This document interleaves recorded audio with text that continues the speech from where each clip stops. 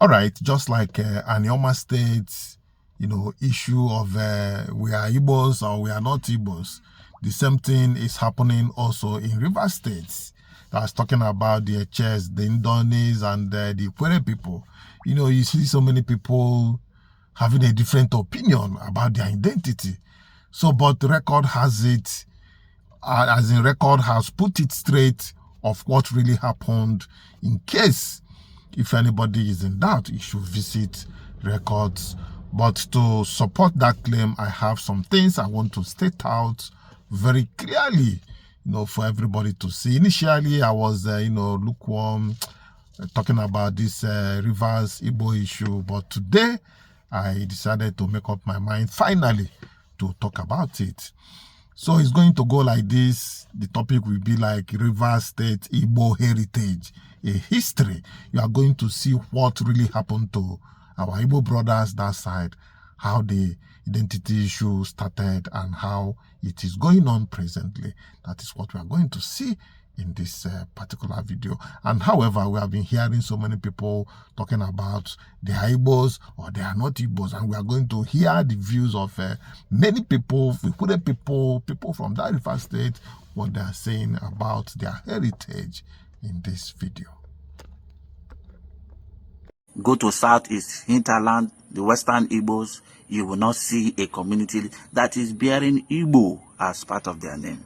Have you wondered why? So why is it like that? But then when you come to River State, in Ikwere land, we have over 4 to 5 communities bearing Igbo, beginning from Rumi Igbo, seconded by Igbo Oshimini. You have other Igbo name. So when you go to Eche, you still have Igbo Eche. So it is only in River State you have Igbo reflecting in our community names. What does that tell you? It tells you that there are people who own the word Igbo. People who actually are the Igbo, the beginning of the Igbo race. Those who chested it, who bear the name Igbo. You have Rumu Igbo. It doesn't just happen like that. The owner of that community, the progenitor of that community, who started that community, his name is Igbo. And that is why you call it Rumu Igbo, children of Igbo. You still have the names like Igbo Oshimini. Several of it. Now you still have some ancient Igbo names. Our community names are bearing ancient Igbo names like Rumu Ibekwe, Rumu Ibekwe. That's an ancient Igbo name. You have Azumini, in Ikwere, all in Ikwere. These are community names I'm mentioning. These are not just ordinary, normal, commonalized Igbo names. These are ancient Igbo names. So whenever I tell you Ikwere is ancient Igbo, oh God, don't argue with me. Don't argue with me, because there are too many evidences to prove that we are the ancient Igbo. So I cannot just come tomorrow and start claiming what my ancestors never claimed. I can't come tomorrow and start claiming that I am a Benin man when my ancestors didn't claim Benin. So you cannot change this. You cannot change a people's heritage. You cannot just wake up in 1952, 1951 or 50 and begin to change Ikwere's ancestry, and you want to link us up to Benin. A people that doesn't even know us. A people that just came recently. Benin are recent people in the land of Idu. Even the land of Idu is originally Igbo land. One of the sons of Inri is the one who owns the land. That is why it is called Idu. Idu does not have a meaning in Benin language. Idu has a meaning in Igbo language. Idu means take me through. Direct me. Idu simply means direct me. That's what Idu means in Igbo language. So you cannot come and start claiming that you came from Benin when Benin people itself just came recently. who invaded the land by the Portuguese help.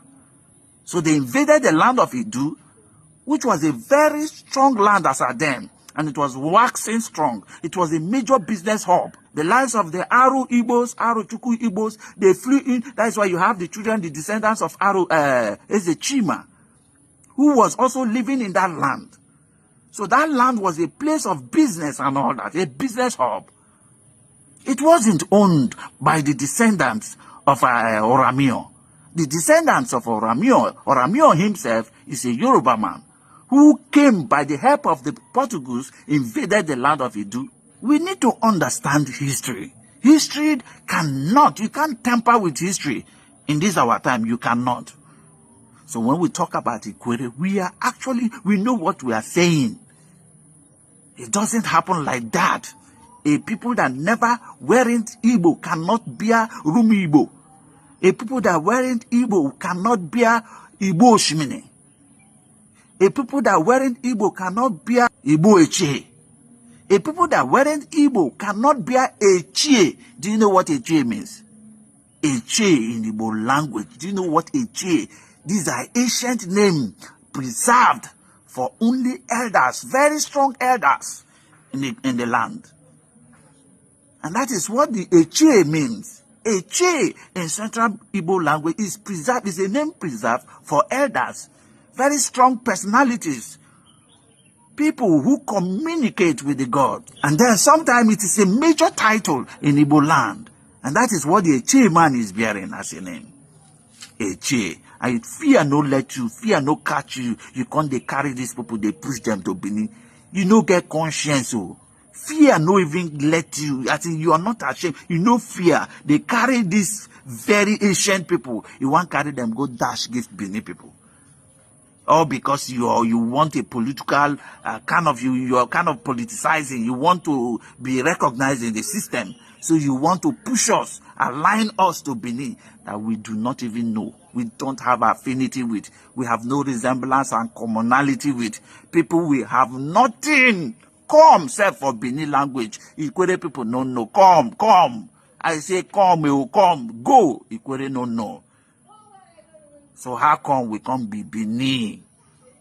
Now this question that they ask them most big questions they will go ask. So meanwhile they can ask me questions and I'm answering them. You're always capitalizing on what Igbo, Central Igbo people did to you. That's the Southeast Hinterland Igbos did to our father. What did they do to you? What did they do to you?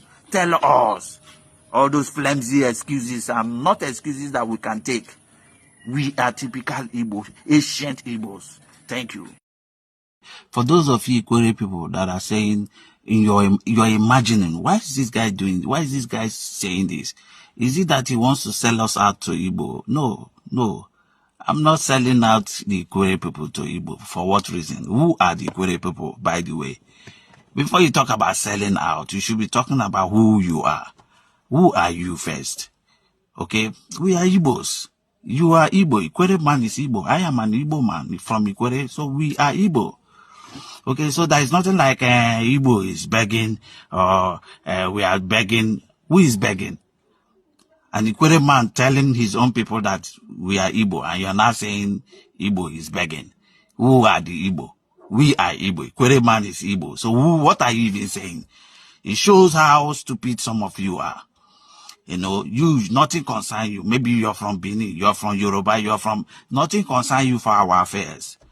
Between we and the South is the Ikwere man and the South is, we are brothers. We are one people. So nothing concern you, okay?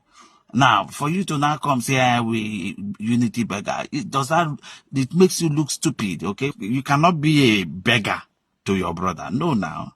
You are telling your brother, let's unite. So we are not beggars. You cannot be a beggar in your own family. No. Ikwere man is from the Igbo family.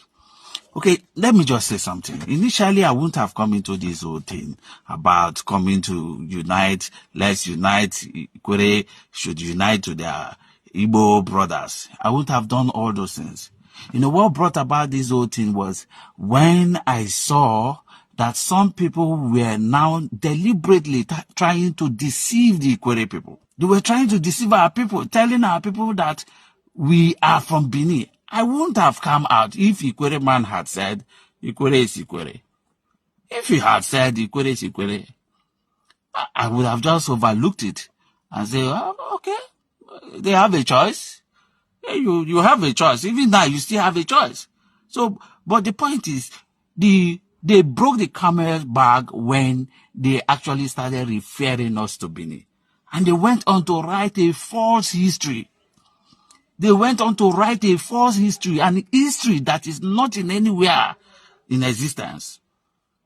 This side was saying we have one Akalaka, say Akalaka is a warrior. The other one say Akalaka is a Benin priest.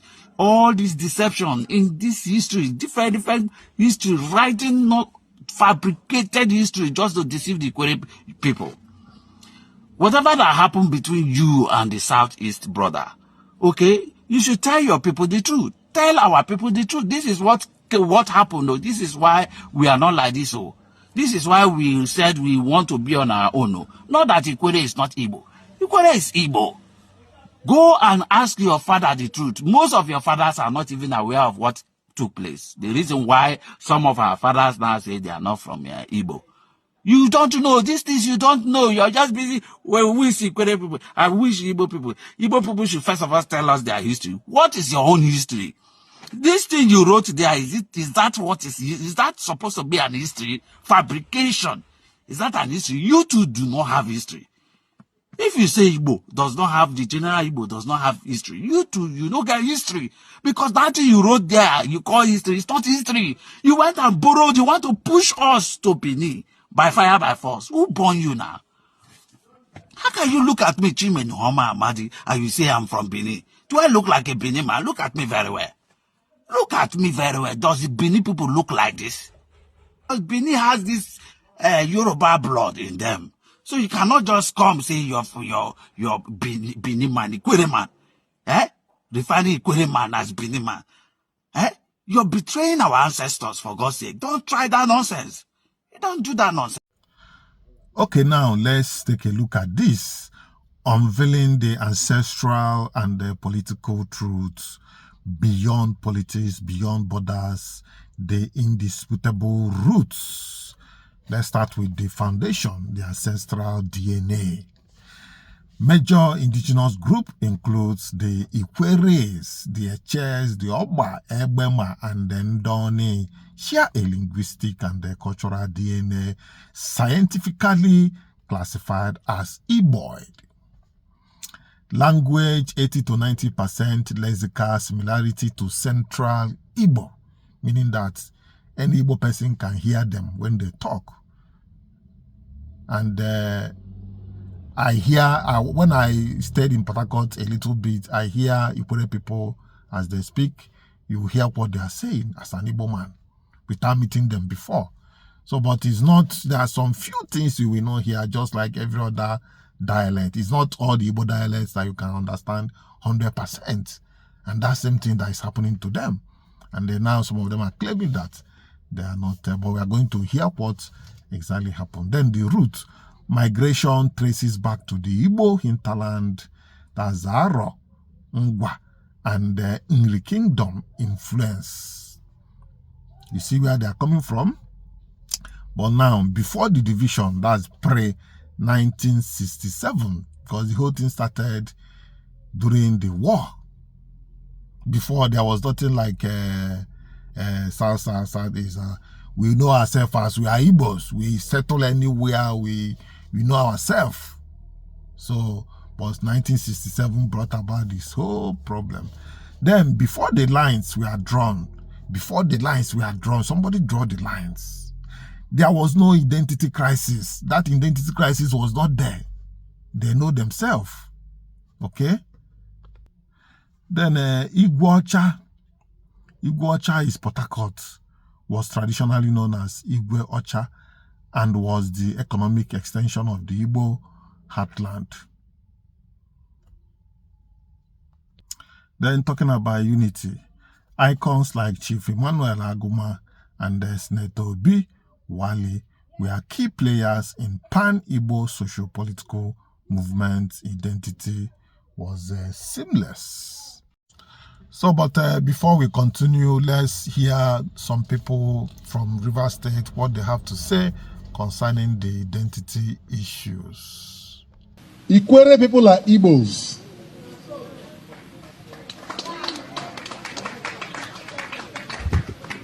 We are not from Benin. Even the late Oba of Benin wrote a book titled, I Remain, Sir, Your Obedient Servant. On page 19, he said he worked in the other districts and he came across the Ikweres and the Ches, who are typical Igbos. So if the custodian of the Benin heritage could on record say that the Ikweres and the Ches are typical Igbos, you are going behind to say you are Benin. Man is saying no, you are Igbos. Nobody owns Igbo. And there is no superior Igbo, neither is there an inferior Igbo. Igbo has different language dialects. Ikwere is one of them. As a matter of fact, Ikwere is about the biggest. If you draw the census, Ikwere is the biggest language group in the entire Igbo land. One of our progenitors, late Senator Dr. Obiwale, whose son is here today, became minority leader of the Nigerian Senate. That was an Igbo slot, and it was given to him by his Igbo brothers. We are not begging, it's not a privilege for us to be Igbo. We are not trying to be Igbo. We are not looking for Igbo to protect us. We are Igbos. You can choose to say whatever you want to say. You can hold any opinion about Livingstone, but I dare you. I dare you. Whoever it is, I dare you.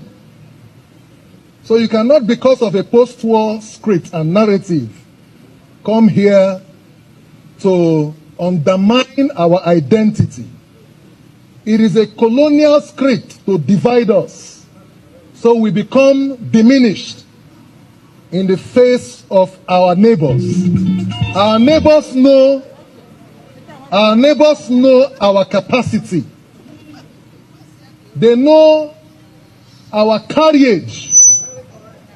They know we are a global institution. That Igbos all over the world. Igbos all over the world. We are more than 80 million. I was talking to Chief Mike Okiro earlier on. He was talking to me about a man called Njoku, who is from Kenya. And he mentioned to me a particular Theophilus Okiro, who was one-time minister in the government of Kenya. Am I correct, sir? People have said, he's an Imo State man. And I asked, when he joined the police, did he join because he wanted to be IG and took Rivers slot? At the time he was IG, we prided in this state that our son is the Inspector General of Police. And you're coming to say he's 75 and going. Today is this year is the 76th year on earth. What else? He has seen it all. We are not looking for endorsement. We are not looking for recommendation. We are not looking for acceptance. Africa survives on the strength of Igbo. Africa survives on the strength of Igbo. Every Ikwere man you see is an Igbo man. You can choose to deny it. Some of us have been denied several political privileges in this state on account of our stance. They have called us names, you can't trust them. Livingstone can't be trusted. You can't hold him, you can't control him. I'm not looking for anybody to control me or to trust me. Even Jesus Christ was not looking for reputation. But the fact is, I tell you to your face, that's why I say, I dare you. So as we go home, remember that the more than 80 million Igbos around the world are looking up to this arrangement here today for leadership. We are in Cuba. I went through the slave trade manifest and I realized that Calabar was the largest slave port in Africa. And the largest slaves that were exported from Africa to the rest of the world are Igbo. And we make up majority of most of the black nations, both in Northern America and other African little states, including Fiji and Haiti and the rest of them, Brazil. And we have very prominent sons. Bishop T.D. Jakes has traced his DNA up to Imo State. Oprah Winfrey, Buju Banton, Rihanna, you can even Bob Marley. We are not trying to claim it. It's not something we are not looking for an identity post. We are saying what it is. We are just like the Jews. Dele Farotimi says Igbos are the only ethnic group in Nigeria that can survive very well without the support of government. If we want to govern Nigeria, it's in our hands. But Igbos have to know what they are made of. You must know your onions. When you say Oha, Oyara, Wanneya, can we do that in reality? Can Igbos in River State, this idea of domination, Igbo doesn't own Ikwere. Ikwere is part of Igbo. So you don't come from Anambra and say, so when you come here, you respect your Ikwere brother and his tradition. When I go to Nri, I respect my Nri brother and his tradition. That's the way it plays. You don't come here and begin to exert any form of dominion or control. No. We are one. We are. I am because we are. Mbuntu. So we are one. When I see my Anambra brother, I am proud that Anambra has the highest number of billionaires in Nigeria. I am proud. When I go to Imo State, I am proud. When I go to Ebonyi, I am proud. When you come to River State, respect your brothers from Ahoda, from Onelga, from Ikwere, from Eche, from Amoma, from Oyibo, including those who have spilled into Eleme, Okrika, and Kalabari, including some parts of Bayelsa. And I told them that Ikwere has an extension in Opobo, even in Boni, that Ikwere, I was telling our brothers the other day, community Delta State, there is a kingdom called Eurei. There is a kingdom called Eurei in Delta State. They migrated from Elele. They have a first-class king. In fact, one of their sons is Dr. Samuel Ajogbe, the one-time director of projects of NDDC, ED project. And he confirmed to me I'm an Elele man, but we are in Delta State by virtue of migration. I wrote an article titled, Indeed, What is Bini About Ikwere? And I wrote another article titled, Igbo Hates Ikwere. Igbo Hates Ikwere, the dummy they sold to us. Captain Elechi Amadi was confronted by Chidi, Professor Chidi Oswago. Why do you hate Igbo? He said, no, I don't hate Igbo. I am Igbo, but what I wrote against was the attitude and the treatment from the Aron people. That was personal. We should not, because there is a project to de-Igbonize the riverine Igbo and make the hinterland Igbo see us as enemies. And so when we come here, we want to subdue them. You cannot. We will keep rising. Although some of us here who are holding on to our heritage may not be much, but we need the support of each other to steer this ship. And if our hinterland Igbo brothers do not show us the reciprocal love and brotherhood, the other Ikweres who are willing to hold on to this heritage will hold back because they feel you're not giving them the sufficient protection. There are some Igbo leaders in the past who drove this idea of hate and domination. And today we are finding it difficult to believe in each other. So there is a trust deficit. So it has to be a deliberate and a conscious commitment to bring about the Igbo structure so robust, so that, because Satan does not fight one who has no great destiny. The war against Igbo is because of the destiny of the Igbos. Our greatness is under attack. We are under existential threat because of the destiny we carry. So you must not see them as Ndi Ikwere and Ndi Soma. Ndi Igbo. When somebody comes and says, speak Igbo language, the other time in our meeting at a People's Club, they said, speak Igbo. I started speaking Ikwere. Yes, Ikwere is Igbo. And he got offended. He said, no, speaking. I said, no. This is my own Igbo version. You can't impose another one on me.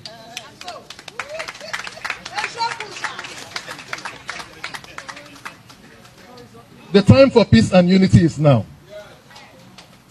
So I want you to know that we are here because, not because we are looking for people to cling on to.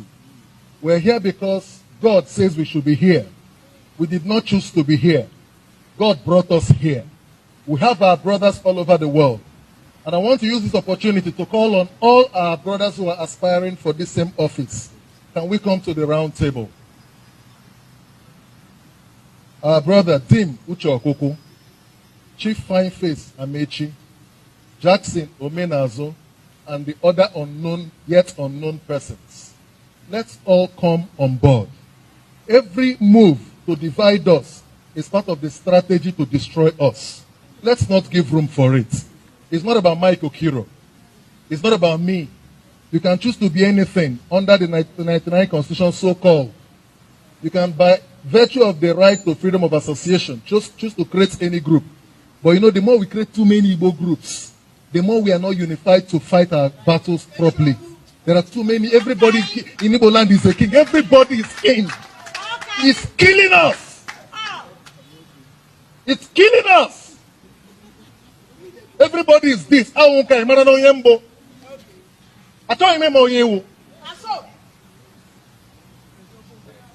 Please, I will rest my case here to say to Chief Mike Okiro, sir, we love you and we look forward. So having watched, some of this clip that I've just posted concerning the Kwere people and the rest, trying to let you guys know what they are talking about by themselves, let's finish up with what we are discussing. Then the turning point where the problem started, the political divorce, 1967 to 1970, where the issue started. That's during the Biafran Civil War. The shift in identity was a survival strategy born from the trauma of the Nigerian Civil War. It's as clear as that. Survival. To avoid being treated as defeated enemies, many groups had to politically distance themselves from the Igbo label. The wage, the abandoned property saga, created a rift between the upland rivers people and the hinterland Igbos. That's the wage, abandoned property. Now they are their eyes there, and the other things they hope to get. Then rebranding, the names were respelled. Names were respelled and the dialects were rebranded as distinct languages to forge a new reverse identity. The verdict. Biologically and linguistically, the roots are deep within the Igbo family. The separation we see today is a product of 20th century political engineering, not ancestral reality. One can be a proud son of a river state while acknowledging the Igbo blood in their veins. Well, that seals it up, and I believe that we have done justice to this topic, and I'm going to call it a day until I come your way next time. Bye for now. Let it be in the record.